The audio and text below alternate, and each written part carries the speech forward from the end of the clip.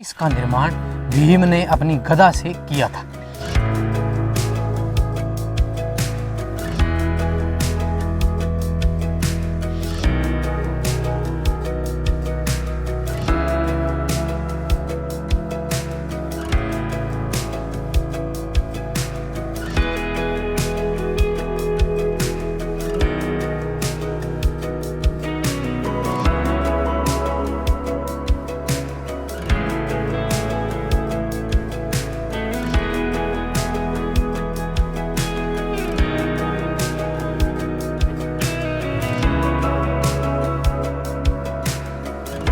राम राम नमस्कार खमागणी साथियों। राजस्थान का चूरू जिला है और आज सुबह सुबह बरसात हुई है, मौसम बड़ा सुहावना है। तो टीम लेके हम जा रहे हैं। यहाँ का एक तीर्थ स्थल है जिसकी कहानी 5000 वर्ष पहले से जुड़ी हुई है। जी हाँ, चूरू जिले के तारानगर तहसील में 12 किलोमीटर दूर तारानगर कस्बे से श्याम पांड्या नामक स्थान है। भारत काल के समय पांडव पुत्र भीम जो है वो उनको यहाँ लेने के लिए आया था। तो आज अपने उस स्थान पे चलते हैं और बड़ा ही मनोरम स्थान है, बहुत मजा आने वाला है। चलिए शुरू करते हैं।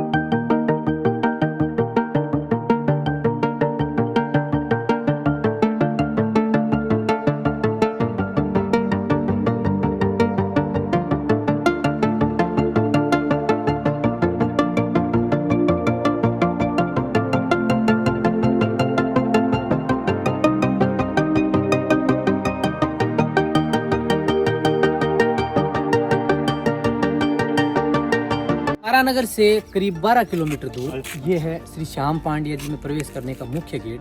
पूरा क्षेत्र जो है वो लगभग 120 एकड़ के अंदर फैला हुआ है।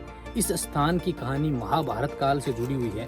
कहते हैं कि आज से करीबन 5000 वर्ष पहले यह पूरा स्थान जो है वो उस समय रेत के दौरों से अटा हुआ था। यहाँ उस समय कुछ भी नहीं था, पूरा बंजर बीहड़ इलाका था।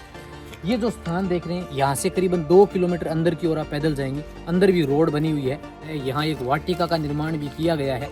तो आइए अंदर की ओर चलते हैं। बहुत सुंदर मंदिर को बनाया गया है और श्याम पांड्या जी की जो कहानी है उसे सुनकर आप हैरान रह जाएंगे। आइए चलते हैं पहले अंदर की ओर और श्याम पांड्या जी के दर्शन करते हैं, फिर उसकी कहानी की चर्चा करेंगे।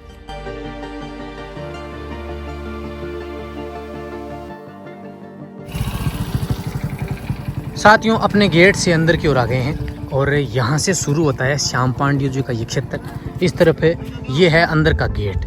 यहाँ से ये ज़मीन 112 एकड़ के अंदर फैला हुआ है। अंदर बहुत सुंदर एक वाटिका बनी हुई है और यहाँ सिर्फ इस कैलाश गांव के अंदर ये एक ऐसा स्थान है जहाँ सिर्फ एक वोट है, यानी यहाँ तो जो मेहनत जी रहते हैं उनका एकमात्र वोट है। इसके अलावा यहाँ पर बहुत सारे जंगली जानवर भी रहते हैं।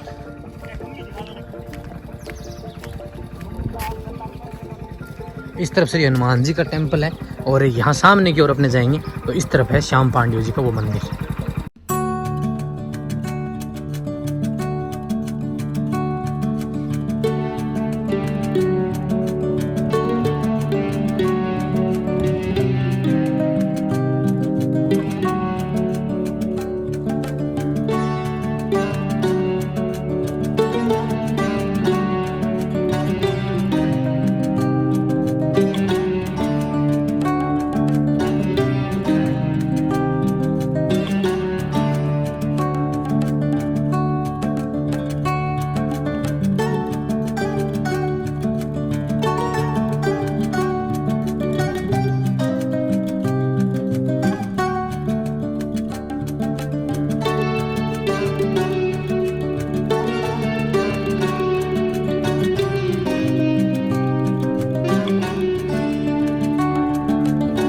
ज़मीन से यह करीब 1000 फीट हाइट के ऊपर बना हुआ है और यहाँ वाटिका बनाई गई वो बहुत सुंदर है। जहाँ तक आपकी नज़र जाएगी वहाँ तक आपको चारों ओर बीहड़ भूमि जो है वो नज़र आने वाली है। उस ज़माने में यह भूमि रेत के दौरों से अटी हुई थी। तो अब हम आ गए हैं इससे मंदिर के ऊपर की ओर, ज़मीन से 1000 फीट हाइट पे। ये है श्री श्याम पांड्य जी का मंदिर। आगे एक शिव टेम्पल बना हुआ है, पीछे की तरफ बालाजी का मंदिर है, और दूसरी तरफ का जो मंदिर है वो है श्री श्याम पांड्य जी का। तो आइए पहले मैं आपको श्याम पांड्य जी के दर्शन करवाता हूँ, और फिर अपने उनकी कहानी की चर्चा करेंगे। और फिर यहाँ नीचे की ओर सामने भीम द्वारा बनाया गया वो तालाब है, जो कि यहाँ से नीचे की ओर है। इसकी सीढ़ियाँ बनी हुई हैं, तो अपने नीचे चलेंगे यहाँ से। तो पहले मैं आपको दर्शन करवाता हूँ श्री श्याम पांड्य जी के। उस तरफ का वो मंदिर है श्री श्याम पांड्य जी का।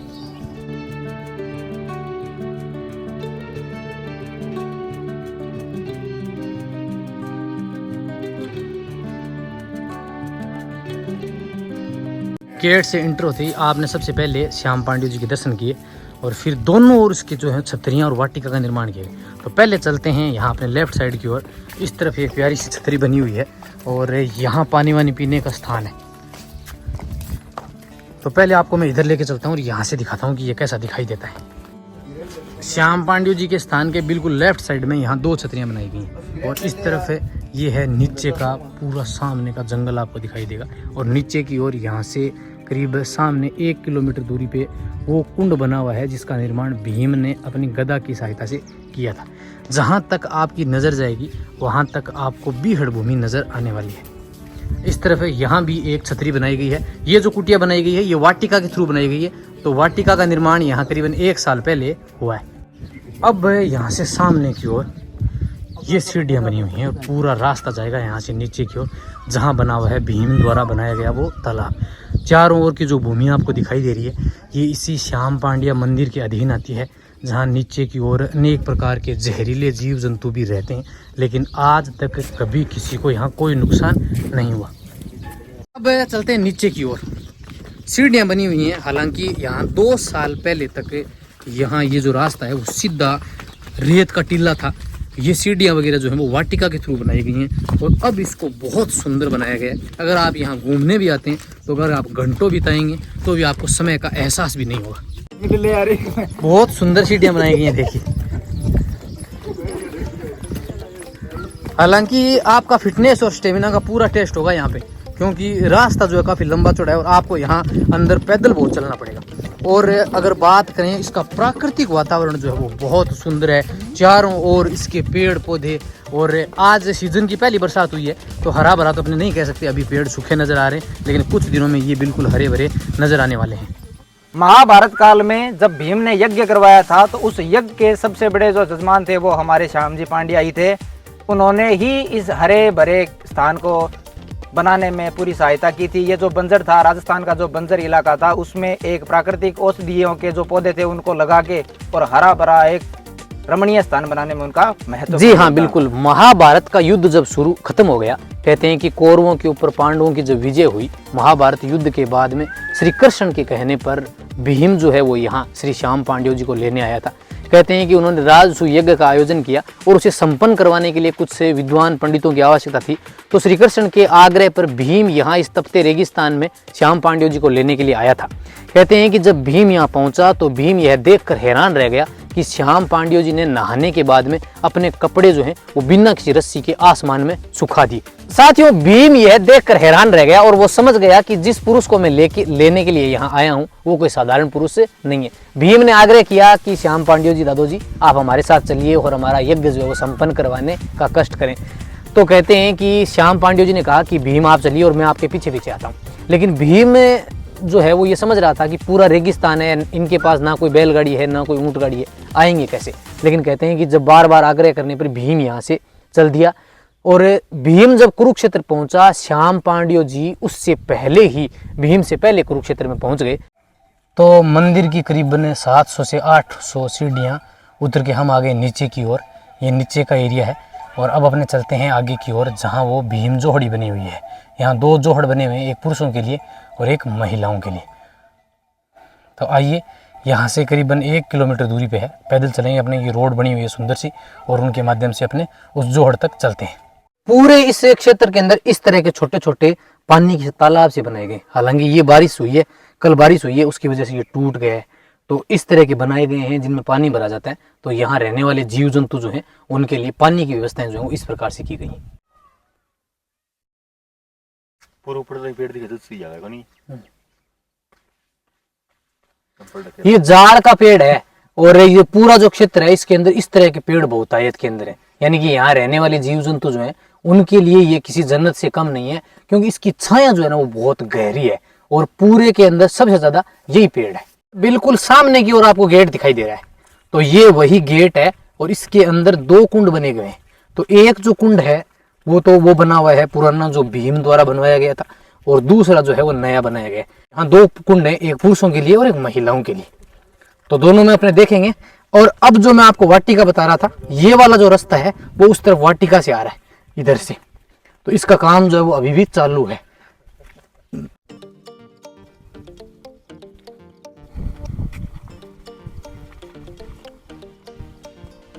दो जोड़ बने हुए हैं, एक इस तरफ है और एक इधर है।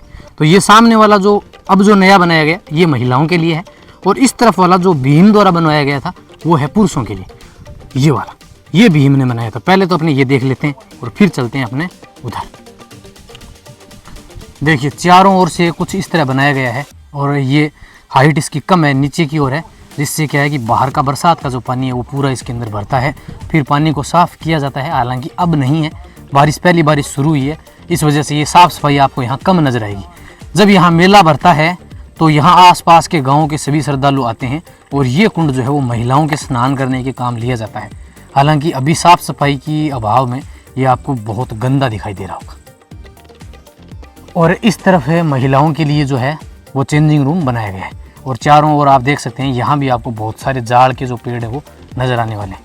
अब इस तरफ जो है वो पुरुषों के लिए बनाया गया है, और यहाँ से आप मंदिर पे नज़र डालेंगे तो देखिए मंदिर की हाइट आप यहाँ से अंदाज़ा लगा पाएंगे कि 1000 से 1500 फीट है।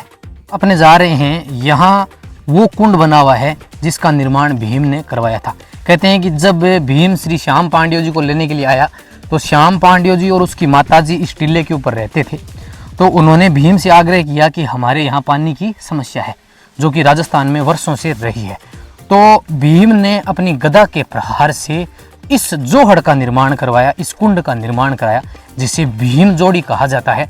और ये जो देख रहे हैं आप, इसका निर्माण भीम ने अपनी गदा से किया था, जिसमें अब पानी जो है वो बिल्कुल नहीं है। हालांकि जब बरसात यहाँ शुरू होगी तो ये पूरा चैम्बर पानी से भर जाता है, और इसका निर्माण भीम द्वारा करवाया गया था। ये भीम जोड़ी कहलाती है।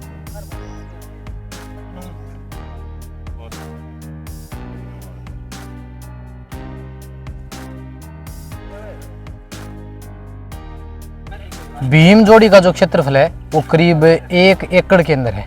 लगभग ये दोनों कुंड जो हैं, जोड़ जो हैं, वो 1 एकड़ से भी अधिक भूमि के अंदर फैले हुए हैं। और ये वाला जो अब बनाया गया है ये तो वाकई विशाल है, और बाहर से भी इस तरफ से पानी आने के लिए रास्ता बनाया गया है, ताकि इससे पूरी भूमि का जो पानी है वो वेस्ट ना हो, और पानी को संचित करने का यहाँ एक अनोखा तरीका जो है वो अपनाया गया है।